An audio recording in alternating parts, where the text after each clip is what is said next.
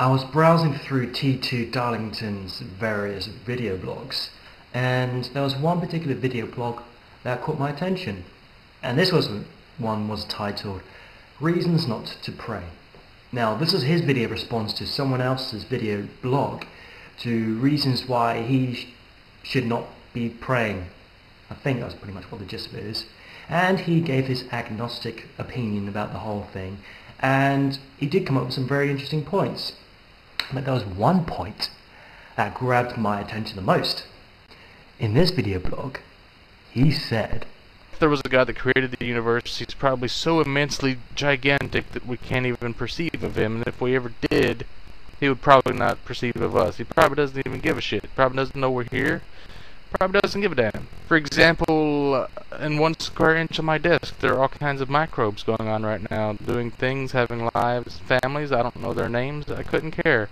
Just imagine the germs and shits on 1 square inch of this headphone thing. I hear they're really nasty. I have no idea what's going on in there right now. I'm immensely huge compared to this square inch of area. Let's say this was the universe inside my little earphones here. I have no concept of what's going on in there, and I don't really care. It's pretty much what I figured God is probably like. The size of humans to God would probably be compared to the size of a microbe. The relativity of a microbe to a human being to like the 100th power, like the microbe on a microbe on a microbe on a microbe 10 times or 100 times. So insignificant that there's no possible way you could even perceive it. Ooh, sorry about that. Now, it's this idea I wanted to play with for today. Now, just run with me for a second. If God was indeed the size of a human being, and humanity and the world and universe was the size of a microbe, in a micro-universe type stuff, then it is pretty plausible that God would probably not be able to perceive us if he was an average Joe. If God would probably not be able to perceive us, so he probably didn't even care about us, because we're so insignificant in his life. But there is one kind of person that would care. There is one kind of person that would be very interested in the ideas of what happens in this micro world. A scientist! Or even a biologist. Now, these kinds of people, scientists, they spend all their time completely fascinated with the smallest of the small, these micro worlds. And they have vast, superior microscopes and instruments to be able to perceive these microscopic worlds, to be able to peer into their little lives and see exactly what's going on, see what kind of reactions, and of course, study them. Now, I can imagine God being like a scientist with his superior technology of peering into this microscopic world with his microscope and just watching us, examining us, and reacting accordingly to certain kind of reactions. Now, if we were to run with this idea of a micro-universe and humanity being a whole bunch of microbes, a collection of microbes, then possibly we could see the power of prayer being a kind of chemical excretion of these microbes, or possibly a form of energy which is given off. And this is something that a scientist looking at this microscope could perceive. But let's be honest, a microbe is a very small thing. If one person was to pray for something and giving off this energy, it's only a small amount of energy, and the chances of God actually seeing that are very minimal. However, if 4 people were to be praying for the same thing, then more energy was given off, and the chances of God actually seeing this increases.